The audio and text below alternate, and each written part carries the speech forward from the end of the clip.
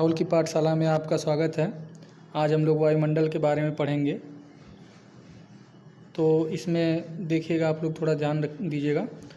विभिन्न एग्ज़ामों में इससे क्वेश्चन आते हैं, बहुत लगभग 2 क्वेश्चन आपको मिलेंगे, 1 से 2 क्वेश्चन।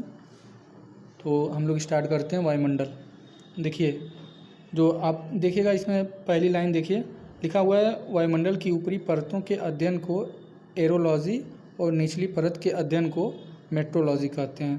तो ये ध्यान दीजिएगा, जो है वायुमंडल की जो ऊपरी परत है उसको हम लोग एरोलॉजी बोलते हैं और वायुमंडल की निचली परत को मेट्रोलॉजी कहते हैं। और ऐसे आप लोग लाइन से ध्यान रखिएगा। जो है सेकंड लाइन देखिएगा, वायुमंडल जो है 10,000 किलोमीटर तक फैला हुआ है और इसमें विभिन्न प्रकार की गैसें पाई जाती हैं। देखिए कौन सी गैस कितनी मात्रा में पाई जाती है वो ध्यान रखिएगा।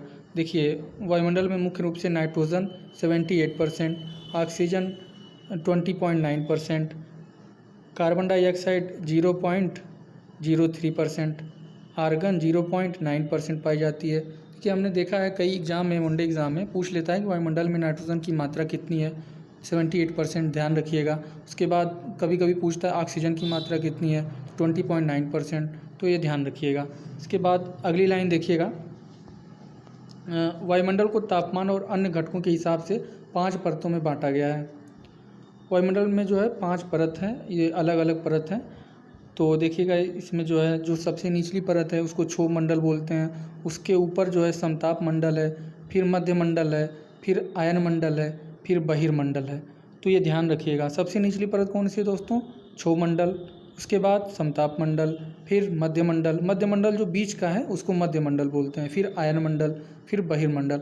अब आगे की स्लाइड में हम लोग देखेंगे कि मतलब ये कितने किलोमीटर तक फैला है और कौन सा मंडल कहाँ पे है, कौन से मंडल में जो है कौन सी घटना होती है, ये सब देखेंगे। चलिए आगे बढ़ते हैं। देखिए ग्रीन हाउस प्रभाव। ग्रीन हाउस प्रभाव क्या होता है देखते हैं।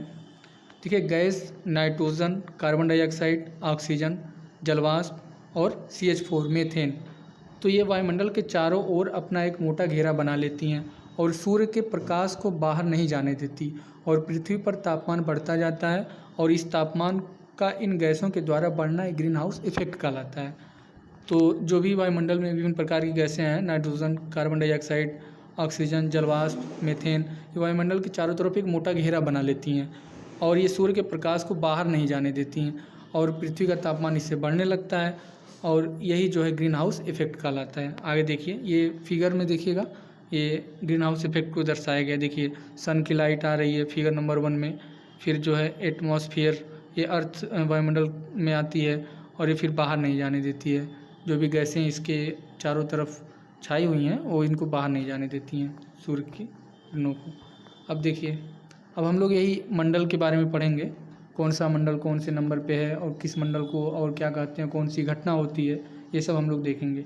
तो देखिए सबसे पहला जो है मंडल है क्षोभ मंडल। तो क्षोभ मंडल को इंग्लिश में ट्रोपोस्फीयर कहते हैं। सबसे निचली परत जो है वायुमंडल की उसको क्षोभ मंडल बोलते हैं। ये 18 किलोमीटर तक फैला हुआ है और इसको ध्यान में रखिएगा, संवहन मंडल भी कहते हैं। ये ध्यान रखिएगा, इसको ट्रोपोस्फीयर बोलते हैं। क्षोभ मंडल कितने किलोमीटर तक फैला है? 18 किलोमीटर तक, इसको ट्रोपोस्फीयर कहते हैं। हमने कई एग्जामों में देखा है, वनडे एग्जामों में जो है क्षोभ मंडल का जो है इंग्लिश में पूछ लेता है कि ट्रोपोस्फीयर जो है कितने किलोमीटर तक फैला है या ट्रोपोस्फीयर में कौन सी घटनाएं होती हैं। ट्रोपोस्फीयर में वायुमंडल घटनाएं होती हैं, सबसे ज़्यादा घनत्व इसी मंडल में, ग्रीन हाउस प्रभाव भी इसी मंडल में होता है, तो ये ध्यान रखिएगा। इसके बाद क्षोभ मंडल के बाद आता है समताप मंडल। तो क्षोभ मंडल 18 किलोमीटर तक, उसके बाद जो है आगे क्षोभ मंडल के ऊपर जो 50 किलोमीटर का दायरा है उसमें समताप मंडल आता है या स्ट्रेटोस्फीयर आता है। इंग्लिश का वर्ड ध्यान रखिएगा क्योंकि इंग्लिश ऐसे इंग्लिश पूछ लेता है, इंग्लिश में पूछ लेगा कि स्ट्रेटोस्फीयर जो है ये लेयर कौन से नंबर वाली लेयर है और यहाँ पे कौन सी घटनाएं होती हैं, ये पूछ लेगा। देखिए 50 किलोमीटर तक है समताप मंडल। ओजोन लेयर या ओजोन मंडल भी इसको बोलते हैं, समताप मंडल को ओजोन मंडल भी बोलते हैं।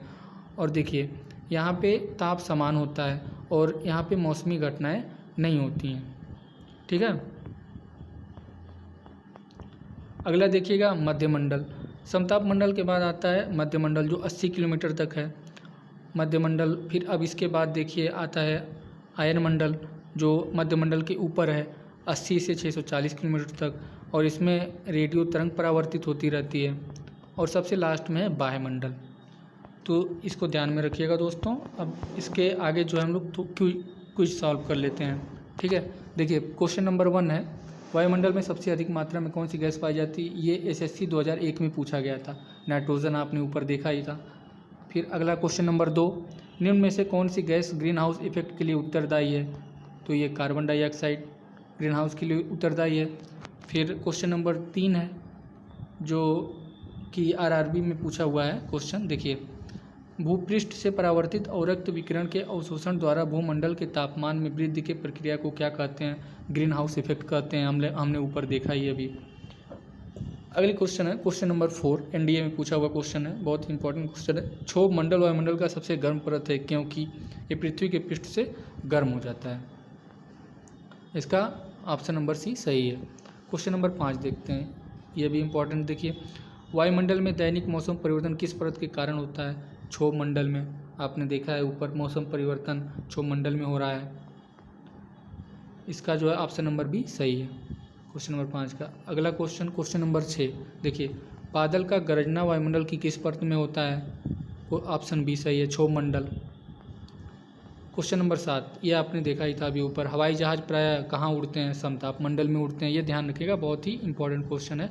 हवाई जहाज या ये कहाँ पे उड़ते हैं, तो प्राय ये समताप मंडल में उड़ते हैं। क्वेश्चन नंबर 8 देखते हैं, पृथ्वी की सतह से सबसे दूर वातावरण की परत को क्या कहते हैं। वायुमंडल। सबसे ऊपर वायुमंडल। ऑप्शन नंबर C सही है। क्वेश्चन नंबर 8 का ऑप्शन C वायुमंडल सही है। क्वेश्चन नंबर 9 देखते हैं, वायुमंडल में सबसे अधिक ओजोन कहाँ पे केंद्रित है। समताप मंडल में है। ऑप्शन नंबर A सही है।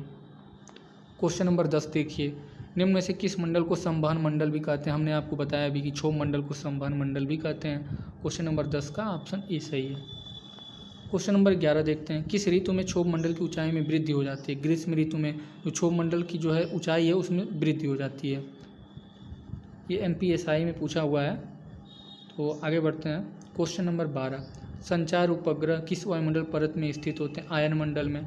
जो भी उपग्रह वगैरह छोड़े जाते हैं पृथ्वी से, जो कृत्रिम उपग्रह हैं, वो आयन मंडल में ही संचार करते रहते हैं। तो क्वेश्चन नंबर 12 का आंसर है D आयन मंडल। क्वेश्चन नंबर 13 देखते हैं, क्षोभ मंडल में तापमान ऊंचाई के साथ घटता है। आप देखते हैं क्षोभ मंडल में जो है ऊंचाई के साथ तापमान घटता रहता है। जैसे आप 6 किलोमीटर जो है 1 किलोमीटर पे 6 डिग्री जो है कम होता है तापमान, ठीक है। क्वेश्चन नंबर 14 देखते हैं, ओजोन परत मुख्यतः पाई जाती है समताप मंडल में। ये PCS 2013 में पूछा हुआ क्वेश्चन है। क्वेश्चन नंबर 15 देखिएगा, SSC में पूछा हुआ है, वातावरण की कौन सी परत रेडियो तरंगों को परावर्तित करती है। आयन मंडल रेडियो तरंगों को परावर्तित करती है। हमने ऊपर देखा ही था। तो दोस्तों बस आज के लिए इतना ही। अगर आपको हमारी मेहनत अगर पसंद आती है तो वीडियो को लाइक करें और चैनल को सब्सक्राइब करें और शेयर करें। धन्यवाद।